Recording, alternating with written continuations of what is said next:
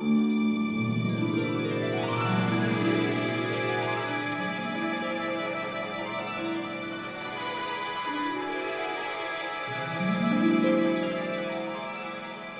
Frederick Gerten, and I'm the filmmaker.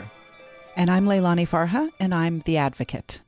So we are back with Pushback Talks, and we're again, a few weeks ago we had the Danish housing minister, Kåre Dybvad, talking about the right to housing, and today we are also visited by a European top politician, and that's exciting. Frans Timmermans, who is the executive vice president of the European Commission.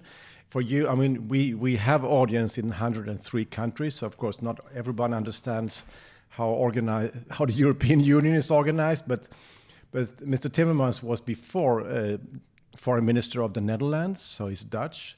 He's a social democrat, and he is a senior European politician, been in many positions for a long time. So we have a guest with a lot of experience. Welcome to Pushback Talks, Mr. Timmermans. Thank you very much. You have an extremely kind way of saying I'm old. Come on, I'm 5 years older, so you should just respect me. But it's true, you're also old. But I'm not a politician, though. I'm just a filmmaker. Good for you. Leilani, you're so used to meet top politicians in your job as a UN Special Rapporteur, foreign ministers, finance ministers, and so on. Have you met with Frans Timmermans before? I have been on a panel with Frans very recently, but no, we have not met in person. Not yet, but maybe when this COVID ends, there will be opportunities. That's cool. I certainly hope so. Yeah. We met actually online at the progressive group of the European Parliament, where there was a housing week, and they all actually saw Push the film that stars Leilani Farha. And Mr. Timmermans, you were in and you said millions of Europeans should watch Push. Why do you think so? Well, I think the housing crisis is one of the hidden socioeconomic problems in our society. Everybody experiences it. Increasing number of Europeans are unable to afford a decent roof over their heads. Speculators have taken over large parts of what used to be social housing. And still we see it as a sort of an individual problem. We don't see it enough as a collective problem, as a problem of failing redistribution. And I think in that sense, the housing crisis is a clear example of where our market-based economy has gone wrong since sort of the Reagan-Thatcher years to assume that everything can be based on profit and that the market in itself is just, which it isn't. Adam Smith knew that the market in itself wasn't just, but we've sort of assumed that's the form of liberalism that has taken over large parts of our society. And now it's fortunately quickly being corrected. And I hope that we can make sure that it's also corrected in housing, but we still have a long way to go before we're there. Yeah. What do you say, Leilani? I'd have to agree with everything that Frans just said. I've had the opportunity to, when I was rapporteur, actually, I did an official visit to Portugal in 2016, and I did an official visit to France, I think it was in 2019, two very different countries, and two countries that have been affected very differently by the global financial crisis. I'm interested to hear you talk a little bit, Frans, if you will, about how you think Europe has gone wrong. You said that you think that the market system doesn't work and isn't working. But has the EU itself, has the Commission played a role in that, do you think? And what's your assessment of the Commission's position? Well, globally speaking, I think all levels of government in the last, 30, 40 years have embraced market forces as forces for the good.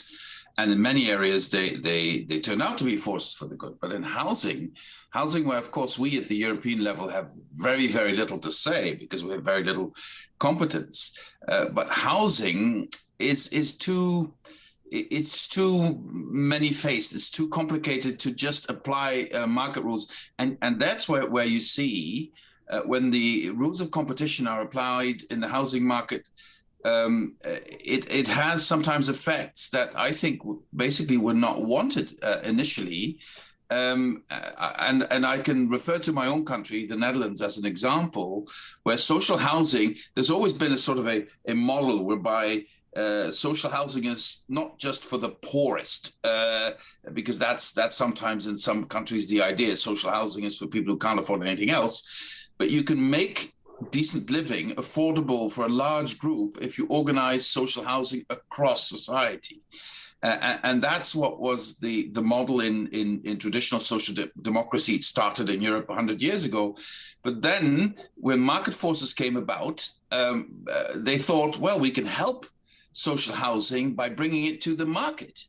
And the only effect of that was soaring housing prices and housing becoming less affordable.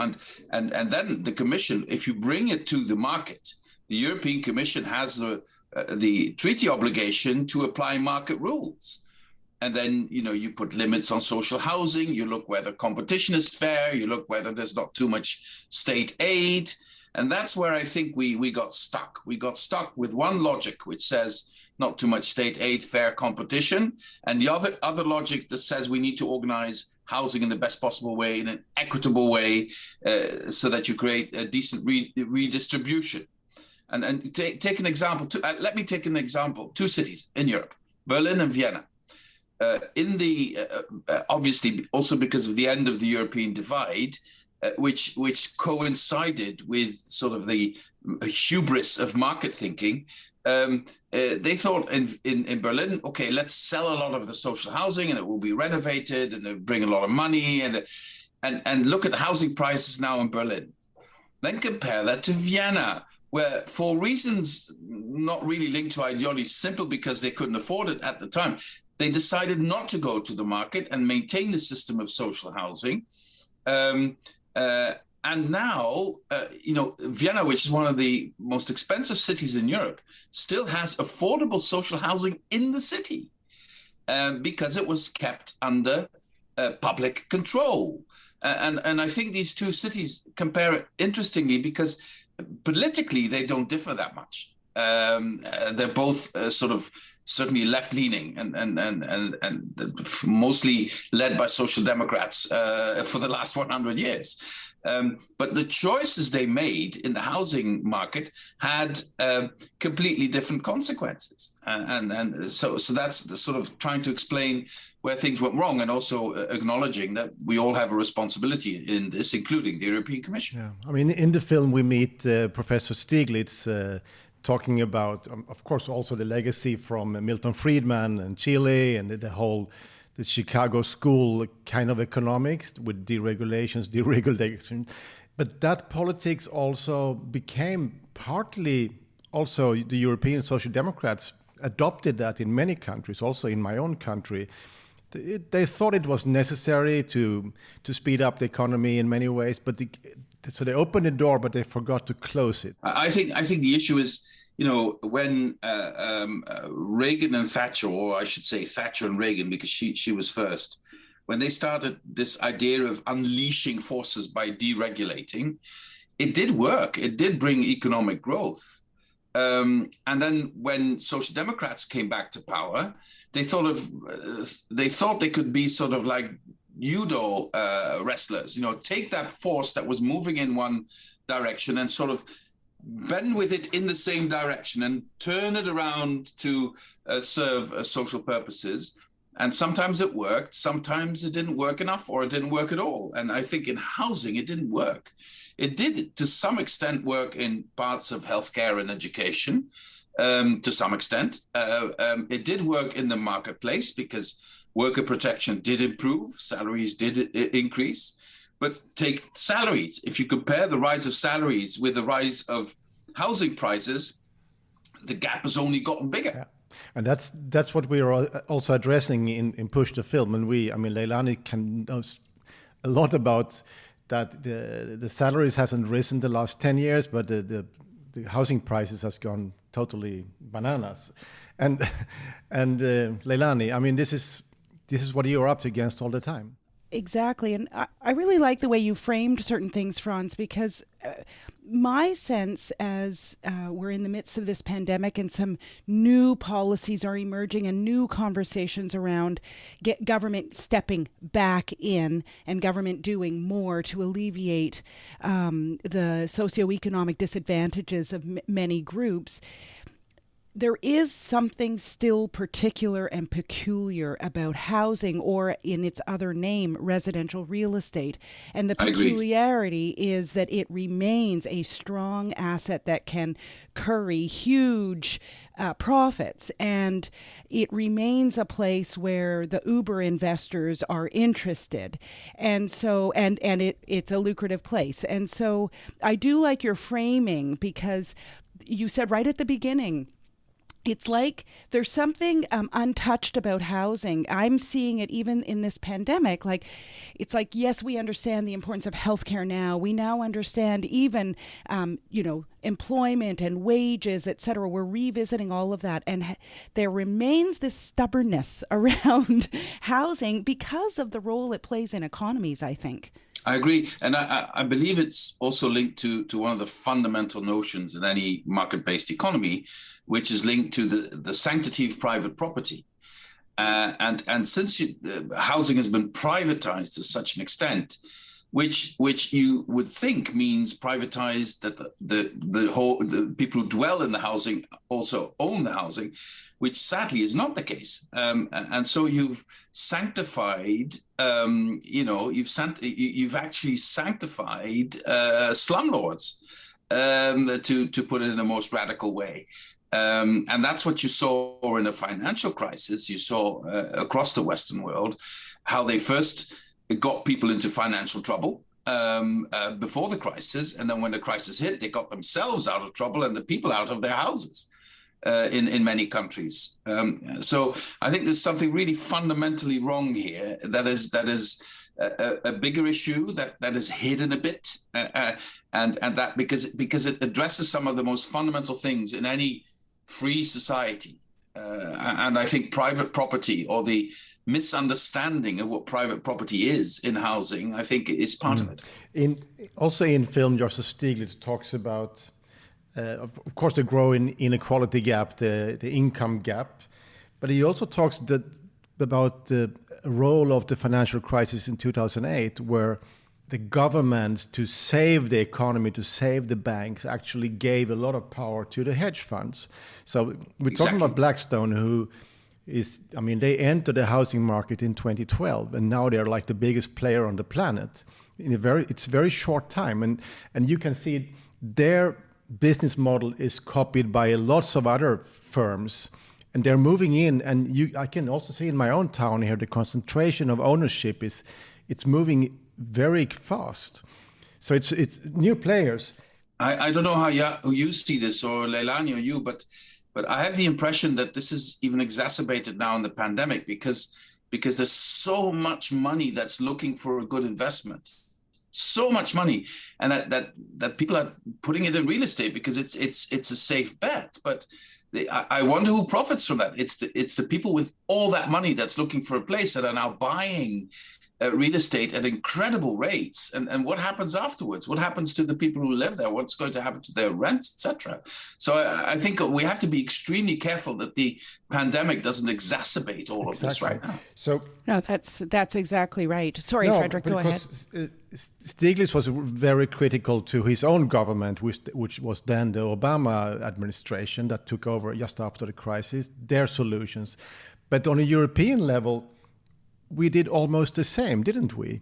The European Central Bank advised Cyprus, Malta, Portugal to open up for golden visas. I mean, there was a lot of things coming out that really created even worse problems in many countries. Well, yes, and also pushing countries to privatize a lot of public assets. First the advice is to Greece to sell the port of Piraeus to anyone, including China. Once they sold it to China, the criticism is you're letting China in, you shouldn't have done that. Yeah, I mean, the many mistakes were made in the aftermath of the 2008 financial crisis. Many mistakes were made, and we now have an opportunity, now that we have to come back from the pandemic, to be aware of those mistakes, not repeat them, and sometimes even correct them. Do you have a sense that your colleagues around Europe are now much more aware about this? I think so. I think so. If you look, there's an election on in my country in 2 days' time, and if all the programs from the extreme right to the radical left, they're all on the socioeconomic side. They're all, I would say, left-leaning. Even the most liberal party now is advocating government intervention, redistribution. I'm not sure they mean it, and I'm not sure they'll all do it, but they know that's what the people are asking for. And look at the United States. Did you see that stimulus package? Would you think that would have been possible? Because it's not just about giving, because the right in the US just wants to give tax relief. It's like a medieval doctor who thinks that bloodletting is the only cure for any illness. The right is still on the line that the only cure for any illness is tax relief. To what point can you still relieve taxes if people aren't even paying taxes if they're very rich? So now with the Biden administration, you see that they're turning a page in the US, and I find it amazing. And I hope the rest of the world is watching, because we're going in a different direction now. Yeah. I think that's, I think what President Biden recently did, and his speech that came after that package was very telling. And I do think it's a huge move. I do worry that what's necessary on the structural side, the dismantling of certain things won't happen, and that the analysis where housing is concerned is thin. I'll give you an example. In my own country, so I'm based in Canada, the Bank of Canada, so our central bank, has said that it wants to hold interest rates low over the next 2 years and isn't going to increase them. And some would argue, well, that's great. That's really good for job creation, employment, etc. But on the housing side, it's very bad, because low interest rates is what allows these big actors to come in and get loans. Money is cheap for them, and invade the housing landscape. And so I just worry that that's a fairly important and big structural move that a central bank could make. There's other things, the way in which we've talked on this show about real estate investment trusts, which are just a financial instrument to allow these big actors to buy en masse. And they are given preferential tax treatment at state level. That's part of the liberalization of the housing market that happened after the global financial crisis. And unless those tax regimes are undone, those real estate investment trusts are still going to go in. So the question is, what hope is there in Europe for those big structural changes? And I know that European parliamentarian Kim van Sparentak put forward a report that was adopted by the EU Parliament, over 300 votes in favor. I'm just wondering what your thoughts on that, and do you think that's a sign of something? Because it really affirms the right to housing. It talks about financialization, etc. Well, I think we're on the verge, hopefully, of rediscovering the need to have a public context, or say a public framework for housing to be fair.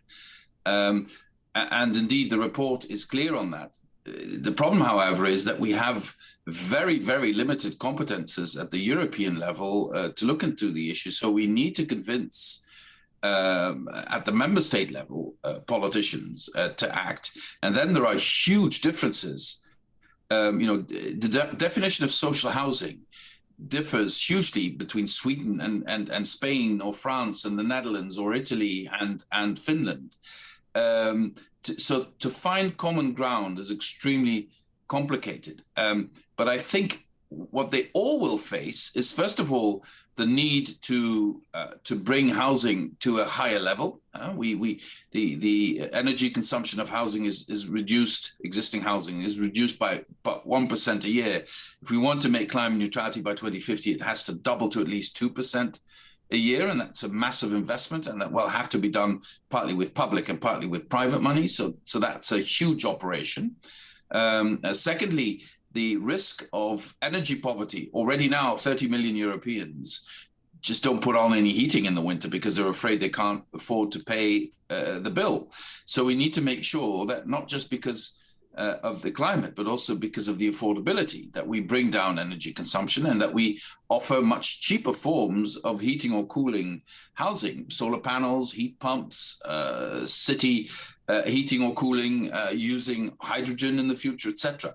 And all of that also warrants massive investments, but also comes with huge opportunity. Because as soon as you start investing in this, you get the housing sector working again, you get builders working again, and it's across society that you will immediately see an increase in production and increase in labor. So we're in a transformational day and age, and we could get this right. We could also get it terribly wrong. But first of all, Leilani, I think we need to have the right analysis of the problem for politicians to see it. And I come back to my initial point. The seriousness of where we are is not seen yet in its complexity. But I think we will be getting there. I think I'm relatively optimistic for where this is going now. I will just say that you speak in depth about the climate challenges, and I have to inform our listeners that you're, as a EU commissioner, responsible for the European new Green Deal. That's right. And the other day you met with John Kerry, who is the US responsible for the same. So you're in the midst of some of the major challenges we all stand in front of.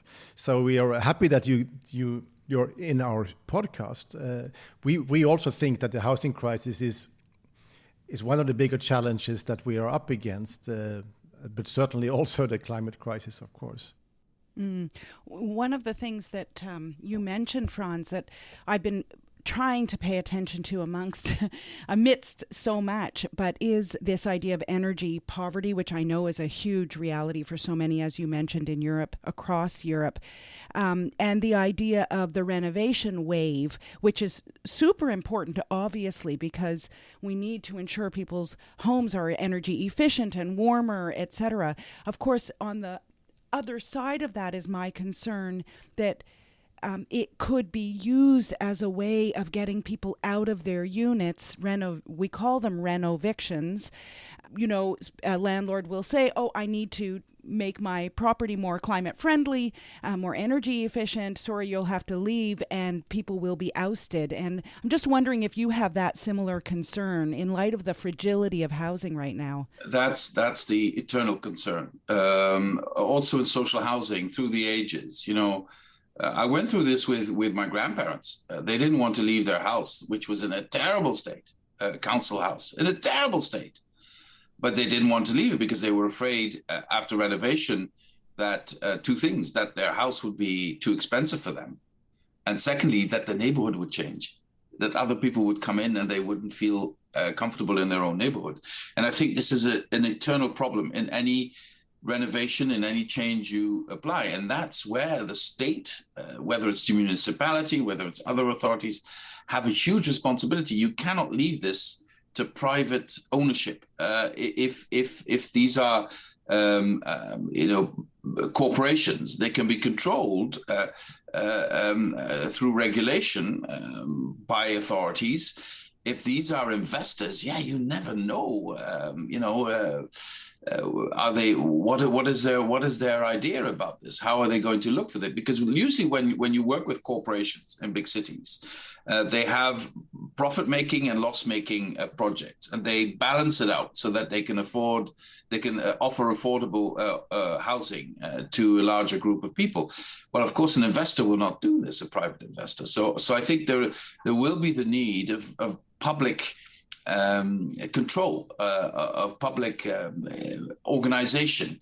And perhaps the legislation isn't fit for that at this stage, but authorities will have to organize that, because otherwise you will not get people to embrace the idea of renovation. And you have to do the math, you have to do the calculations, you have to show convincingly that the renovation will lead to lower energy price, lower energy consumption, and lower energy bill.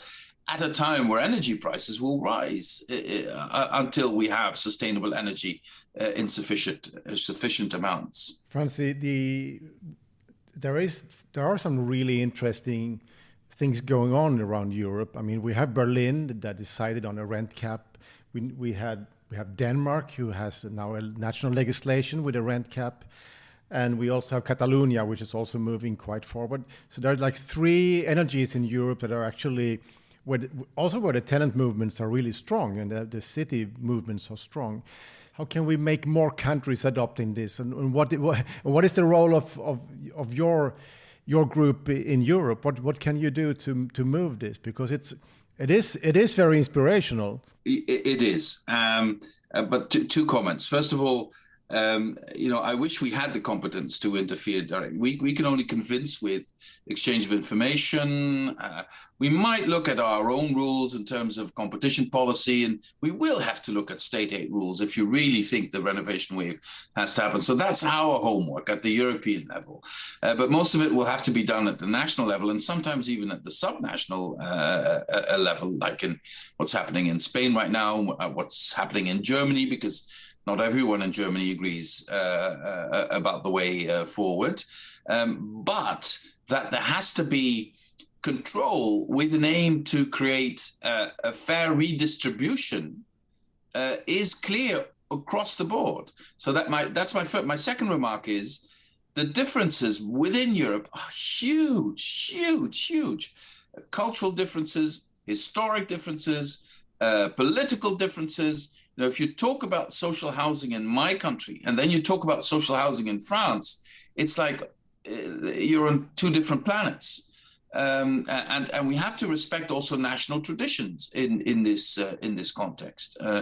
And in some countries, housing is also intimately linked to other socioeconomic problems. If you concentrate poverty in certain areas, then it's not just the housing that's a problem. There's unemployment, there's crime, there's other issues. So I would argue we need a completely holistic approach. But let's put housing front and center, because now housing is sort of the back office. The front office is: do you have a job? Are you healthy? Do you have education? But housing is just as important as these other issues. Food on the table and a roof over your head. I mean, it doesn't get more basic than that. In the talk we had with the Danish housing minister, Kåre Dybvad, he said something really, really radical. That he said that also a bus driver and a nurse have the right to live in town. and that's like, it shouldn't be radical, but it is. Well, it's not just about having the right. The town has the need. We have in parts of the Netherlands, schools can't get teachers in the biggest cities because the teachers can't afford to live in those cities. So it's not just because you think people have the right for that. You need to start thinking it's in your interest. You want your kids to have teachers, then you have to get collectively organized so that the teachers can actually live in the cities. Absolutely. Yeah. No, I love that. Let's put housing front and center. And I do think there is something, again, peculiar about housing because of, in my experience, I've met with people in their homes all around the world, and there is something deeply private about housing. And when one is living in inadequate housing, it's often perceived as a personal failure rather than some big structural thing. The stuff I talk about, they're like, whoa, I'm part of some big pattern. And Frederick and I have experienced that with the screenings of Push. People coming up to Frederick and I afterwards saying, I suddenly don't feel so alone. I realize I'm part of some big global thing. So I think that's right. One of the things I wanted to bring up on a previous podcast, we were speaking with a author and academic Rory Hearn from Ireland. He's written a book called Housing Shock, very much about what we're talking about here today: financialization, housing, and affordability. And one of the things he said that he thought could happen at European level is that the European Investment Bank could harness more resources that then flow to states for the development of social housing. That, for example, Ireland was receiving money from the European Investment Bank, but enough to build 400 units when they need 4,000 units kind of thing. So I don't know if you think that there is possibility there with the investment bank, which has shown some sensitivity to this as an important issue. Absolutely, absolutely. And the bank is more than willing to do that.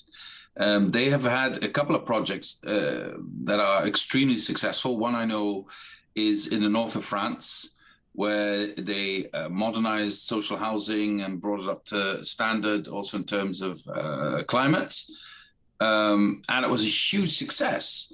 The challenge for the European Investment Bank and the other financial institutions, actually, but I know the EIB a bit better, is to find the scalability of this. They're willing to do this. Most financial institutions are, because investment in real estate is pretty safe if you compare it to other investments. So if you take out a loan against a house, it's pretty safe, especially if you modernize it professionally, if you do it right with support of also the local and national authorities. It's just a safe bet. So there is a huge willingness in the financial world to do this. So our task at the European Commission is to see whether we can scale this up, that we can, create a renovation wave literally across the European Union. Because, starting with social housing is not so bad, because that's usually of enough amplitude to really make a difference. And so that's what we want to do, and combine it with schools and hospitals and bring them up to speed as well. And I think that's what we should be doing in the next couple of years. And then you will see an improvement in social housing. And so many people, especially who are already struggling, are extremely skeptical about the European Green Deal and about all the changes it brings. And if we can show to them that it's a win-win-win, you get more work, you get a better house, you get a lower energy bill. If we can show that, they will start believing it. Just by saying it, they won't believe it because they've been let down too often. But by showing that it works, I think we can really create a new movement. Mm-hmm. And by preventing renovictions. Yes, exactly. We're still up against the vulture funds, and the vulture funds are really, really hungry. And I mean, also, especially there is this big renovation need. I can see here in Sweden, for example, many smaller cities are selling houses to be able to build new, but they're actually selling 2 apartments to be able to build 1 new. So the city-owned housing stock goes down all the time, which is, like, of course, not so good. And the players coming in are the Blackstones, the Fonavias, or other financialized institutions. But we should be treating this as a natural phenomenon. This can happen because there's no regulation, because the public authorities don't intervene. You have all the possibility to intervene. And I would argue if we can bring it to light, there will be huge public outcry and people will want authorities to intervene. That's why you see cities like Berlin reacting. And time will tell whether the reaction is right or whether it's counterproductive. But the fact that they react is already a sign that public authorities understand the responsibility. And I hope we can increase that across Europe and across the world in the years to come. Yeah, that's the big challenge for all of us, Leilani. And you're in the middle of this as the global director of the shift. I am. I mean, I think it's a little bit, I just wonder how much leadership the Commission, for example, could provide without actually meddling. It's not dissimilar from where I stand, because I live in a country that is a federal state where the national government doesn't have competency in the area of housing except in terms of spending, not dissimilar from the relationship between the Commission and European states. I just think some leadership might be necessary, because if you take a place like Portugal, I mean, I know it because I visited there. They were very clearly told by the European Central Bank, as well as the international financial institutions, to liberalize their housing market and their housing system, I should say. And some of that was true. I mean, there were some antiquated aspects of Portugal's housing system. There's no doubt about that. But it also led to things like golden visas. It led to the dominance of Airbnb in the city centers, et cetera. And I mean, the city governments and national government would argue back, saying, well, we did this because of what European Central Bank was telling us to do and what the international financial institutions were telling us to do. So some sort of outspokenness at European level on this issue could probably benefit those courageous governments like city government of Lisbon, the national government of Portugal, Catalonia, etc. If you see what I mean. Well, I see what you mean, but not everything that was done was wrong. By the way, let's not say that. And I as said well. that. Yeah. You also said that, Leilani. But what I want to say is this: through the Covenant of Mayors and through other ways of engaging with local authorities, this is exactly what we're trying to do as European Commission, to share the best experiences, to empower them to do that, because, especially in cities with housing, come 5G, come emission-free public transport, come cycling lanes, which are now coming to all major cities, all huge investments. And if they put them in the recovery plans that we're assessing right now, we have 1.8 trillion to spend in the next 7 years to recover from the pandemic and to transform our society into sustainable societies. We encourage member states to come up with ideas for the renovation wave, and we will sort of steer that, hopefully, in the right direction. And that's the influence we can now exert on the plans that are being made, and we'll absolutely do our best and bring the best experiences to the table, have local authorities also talk to each other, et cetera, bring the banks into this.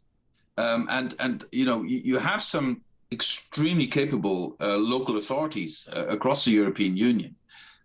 Sometimes, like in Lisbon, they're really moving ahead really fast, astonishingly fast in the right direction. Sometimes they're at odds with the national authorities. If in Central Europe you have some very forward-looking cities like Warsaw and Budapest, and, Prague, and then they are sort of stifled by the national authorities because of political differences. And then we also need to make sure that we don't create a political conflict, but we put our citizens front and center and their needs. So yeah, it's challenging, but I think we're moving in the right direction. It's obviously you would say it's a bit late, and you're absolutely right. But you can only change a thing once the sense of urgency is there. Melanie and Frans, I guess Frans has to move on to new meetings, because that's what you do all the time. I have a little note that we made before. We should not be too nice, Leilani. I think we've been too nice. What do you, Leilani? I don't know. I think in our gentle way, in our gentle way, we have indicated that there's a lot that could still be done to move this forward. What we've been very much talking about, where we went out with the film, it's about changing the language, and we've been living with the language of the market saves everything. And Leilani moved the language to housing is a human right, and we can see that her language is now. Now even the president of the US is there, so something has certainly happened. So it's more like to keep this, preserve this moment, and to move it forward. And it's been very inspiring to listen to you, Frans, and I'm very grateful that you could give us some time. Thank you, Frederik. It was a pleasure. And you said in your talk at the European Housing Week that you wanted millions to watch Push. So how shall we do that? I'll promote it wherever I can. I will also ask the Commission services. With limited, very often we can't even bring ourselves into the media. It's not always easy. But with the limited possibilities we have, I'd gladly try and promote the idea behind the film and the film for people to become more aware. Because again, I think awareness is everything in this area. You don't have to convince anybody, not one citizen you need to convince that housing is important. But the structural problems behind their dissatisfaction very often are hidden, and we need to bring them to light before we can fix them. And in your own country, the film has been on VPRO, one of the big broadcasters, and we showed it at the big Carré Theater in Amsterdam with 1,300 people. So we know that, and we also know that in the Netherlands, this is a very strong debate, as in many other countries. But it's cool that we can keep the film still can play a role to open up these local debates. Absolutely. But thank you very much for taking part, and we wish you all the best. And it was my pleasure. And good luck with your work. All the best, Frederick. All the best, Leilani, and speak to you soon. Thank you. Thanks so much, Frans. Bye. Bye. So Pushback Talks again, Leilani. We've made it, and what do we need to say now? I think it's actually up to you to say it. Oh, you do? Yeah. About the fact that we do this podcast with zero resources on borrowed time, and that we need more Patreons to support us? Is that what you wanted me to talk about? Yes, and if you're a patron, you can also be part of a secret group where you can actually talk to us and suggest stuff we should talk about. We have a very, very nice group of patrons that keeps us updated, and that's really, really cool. Thank you to all of you who are already our patrons. And of course, how many trillions were the EU pushing out now? Maybe we could have one. Yeah, we should have asked, Frans. Well, Oh, darn shit. it. We Next are time, not good next time. fundraisers. No. Okay, thank you, Leilani, and have a nice day over there in le Canada. Merci bien pour tout. Au revoir. Pour tout. À bientôt. Au revoir. Au revoir. Pushback Talks is produced by WG Film. To watch Push, visit pushthefilm.com. You can also support us by becoming a Patreon at patreon.com/pushbacktalks. Thank you so much for listening, and we'll see you again next week.